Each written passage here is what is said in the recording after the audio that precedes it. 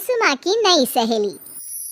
प्रिया kitchen में चाय बना रही होती है और सुमन ड्राइंग रूम में बैठकर मजे से टीवी देख रही होती है। तभी दरवाजे की घंटी बजती है। प्रिया, जरा देखना तो कौन आया है। देखती हूँ मम्मी जी। प्रिया दरवाजा खोलती है तो सामने पड़ोस वाली विमला आंटी खड़ी होती है। नमस्ते आंटी जी, कैसी हैं आप? मैं तो बिल्कुल ठीक हूँ बेटा, पर तेरी सास को क्या हुआ है? आजकल कहीं दिखती ही नहीं है। जब देखो तब टीवी के आगे जमी रहती है। अंदर तो आइए आंटी। अरे ओ दीपक की अम्मा, कहाँ हो? अरे विमला, आओ आओ, क्या बात है, बड़े दिन बाद याद आई तुम्हें मेरी। मैं तो हमेशा ही तुम्हें याद करती हूँ, पर तुम ही गायब रहती हो और आजकल तो बाहर भी नहीं आती जाती। तबीयत तो ठीक है ना तुम्हारी?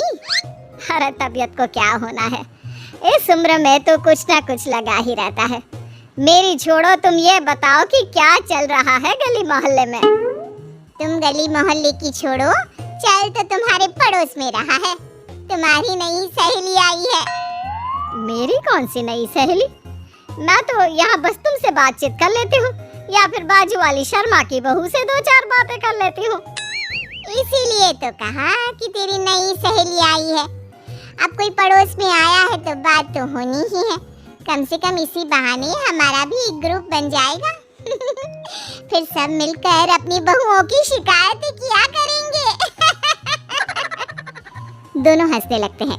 तभी प्रिया चाय लेकर आती है और सामने टेबल पर रख देती है।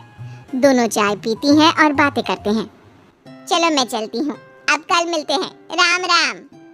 अगले दिन प्रिया किचन में कुछ काम कर रही होती है और सुमन आराम से सोफे पर बैठकर मटर छील रही होती है। तभी डोरबेल बजती है। प्रिया दरवाजा खोलती है तो सामने उनकी नई पड़ोसन खड़ी होती है। जी, आप कौन? मैंने पहचाना नहीं।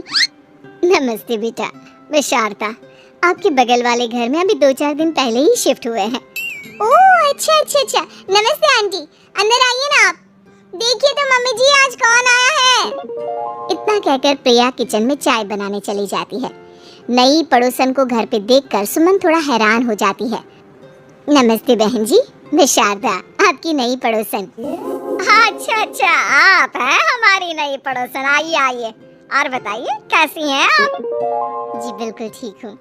वो दरअसल घर पर छोटी सी पूजा रखवाई थी, बस उसी का प्रसाद देने चली आई। सोचा इसी बहाने नए पड़ोसियों से भी मुलाकात हो जाएगी। ये तो बहुत अच्छा सोचा आपने। सुमन प्रिया को आवाज लगाती है। अरे ओ बहू, जरा चाय पानी का तो आके पूछ लो। ये आजकल की बहुएं भी ना, जब तक बोलो नहीं तब तक कुछ नहीं करेंगी। आई मम्मी जी। प्रिया चाय लेकर आती है। दोनों बैठकर चाय पीती हैं और खूब सारी बातें करती हैं। अच्छा बहन जी, अब मैं चलती हूँ, फिर मिलते हैं। अब तो आना जाना लगा ही रहेगा। शारदा के जाने के बाद प्रिया किचन से बाहर आती है। क्या बात है मम्मी जी, आप दोनों को देखकर तो लगा ही नहीं कि पहली बार मिल रही हो। आप दोनों तो बिल्कुल बिछड़ी हुई सहेलियों की तरह बातें कर रही थी। अरे जब दो औरतें मिल जाती है ना, तो बातें अपने आप ही निकल आती है। अब तू अपने काम पर ध्यान दे, बातों पे नहीं। ऐसे ही कुछ दिन बीत जाते हैं। अब सुमन और शारदा अच्छी सहेलियां बन गई होती हैं। दोनों एक साथ मंदिर जाती, मार्केट जाती और कभी कभी तो विमला भी इनके साथ मिलकर खूब हंसी ठिठोली करती। एक शाम तीनों बैठकर सुमन के घर पर चाय पी रही होती है कि तभी बहुत तेज बारिश शुरू हो जाती है। सुमन जोर से प्रिया को आवाज लगाती है। प्रिया, ओ प्रिया, देख कितनी तेज बारिश हो रही है। जाके छत से सारे कपड़े ले आ, नहीं तो सब भीग जाएंगे। सुमन 2 बार आवाज लगाती है लेकिन प्रिया का कोई जवाब नहीं आता। शायद प्रिया कुछ काम कर रही है, इसीलिए कुछ जवाब नहीं दे रही। अरे काहे काका, आराम फरमा रही होगी महारानी। तभी प्रिया बीमार हालत में अपने कमरे से बाहर निकलती है। हाँ मम्मी जी, क्या हुआ? मेरी तबीयत थोड़ी ठीक नहीं है ना, इसलिए आग लग गई। अरे सारे कपड़े भीग गए और तुझे सोने से फुर्सत नहीं है। सबके सामने सुमन के मुंह से ऐसी बातें सुनकर प्रिया उदास हो जाती है और छत से कपड़े उतारने चली जाती है। सुमन, ये क्या बात हुई? प्रिया ने बताया ना कि उसकी तबीयत ठीक नहीं, इसलिए उसकी आंख लग गई। तुम भी ना खामखा उसे सबके सामने सुना दिया।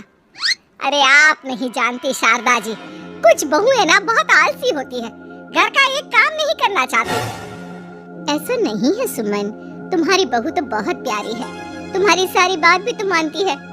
हाँ सुमन, तुम प्रिया के बारे में ऐसा क्यों सोचती हो? मेरी भी दो बहुएं हैं, लेकिन मैं उन्हें अपनी बेटियों की तरह रखती हूँ। आखिर वो भी तो किसी की बेटियां ही है ना। और अगर तुम ऐसा ही व्यवहार करोगी तो एक दिन प्रिया भी तुम्हारे साथ ऐसा ही बर्ताव करेगी। शारदा और विमला की बातें सुनकर सुमन की तो बोलती बंद हो जाती है। वहीं प्रिया भी बाहर से सारी बातें सुन रही होती है। अरे मैं कोई उसकी दुश्मन थोड़ी ना हूँ, मैं भी उसकी माँ हूँ, लेकिन कभी कभी सास बनना पड़ता है, नहीं तो बहुएं हाथ से निकल जाती है। देखो सुमन, ये सब सोच का फर्क है। अगर तुम ये सोचोगी तो कभी प्रिया को अपनी बेटी नहीं बना पाओगी। इतना कहकर शारदा और विमला वहां से चली जाती हैं और सुमन अकेले बैठकर उनकी बातें सोचने लगती है। अगले दिन प्रिया और दीपक अपने कमरे में बैठकर बात कर रहे होते हैं और सुमन उनके कमरे के बाहर कुछ काम कर रही होती है और उन दोनों की बातें सुन लेती है। दीपक, तुम्हें पता है हमारे पड़ोस में जो शारदा आंटी है ना, बहुत अच्छी हैं। अच्छा, ऐसा क्या हो गया जो तुम्हें वो इतनी अच्छी लगने लग गई? कुछ खास नहीं, बस कल जब मम्मी जी मुझे सबके सामने सुना रही थी तो शारदा आंटी ने मेरा साथ दिया। मैं तो सच में हैरान ही रह गई थी जब उन्होंने मम्मी जी को मुझसे ऐसा बर्ताव करने के लिए मना किया। अच्छा, फिर क्या हुआ? होना क्या था, शारदा आंटी तो मम्मी जी को समझा ही रही थी कि बहू को भी बेटी की तरह ही रखना चाहिए, लेकिन मम्मी जी तो मम्मी जी है ना, उन्हें तो मुझ में हमेशा कमी ही दिखती है। काश मुझे भी शारदा आंटी जैसी सास मिली होती जो मुझे भी अपनी बेटी जैसे समझती। सुमन ये सब सुनकर बहुत उदास हो जाती है और वहां से चली जाती है। प्रिया की बातें सुमन के कानों में बार बार गूंज रही थी। उसे बहुत शर्मिंदगी महसूस हो रही थी कि उसने प्रिया के साथ बहुत गलत किया है। अगले दिन सुमन शारदा और विमला को बुलाती है। क्या बात है सुमन, आज तूने ऐसे अचानक क्यों बुलाया? सब ठीक तो है ना? हाँ, सब ठीक है, तुम दोनों बैठो तो सही। तब तक दीपक और उसके पापा भी आ जाते हैं। प्रिया, तुम भी आ जाओ। क्या हुआ मम्मी जी, आपने बुलाया? हाँ प्रिया बेटा, मैं आज सबके सामने तुमसे माफी मांगना चाहती हूँ। मैंने आज तक तुम्हारे साथ बहुत बुरा व्यवहार किया है, लेकिन तुमने कभी भी मेरे साथ बुरा बर्ताव नहीं किया। मुझे अपनी गलती का एहसास हो गया है, हो सके तो मुझे माफ कर देना। प्रिया अपनी सास की बातें सुनकर हैरान हो जाती है, उसकी आंखों में आंसू आ जाते हैं। प्लीज मम्मी जी, आप मुझसे माफी मत मांगिए, मैं भी आपकी बेटी ही हूँ। वैसे एक थैंक यू तो मेरी नई सहेली को भी बनता है, जिसकी वजह से मुझे मेरी गलती का एहसास हुआ। शारदा बहन, आपका बहुत बहुत शुक्रिया जो आपने मेरी आंखें खोल दी। अरे क्या सुमन, तुम भी ना? तो फिर इसी बात पर चाय और पकोड़े हो जाए? हाँ, क्यों नहीं।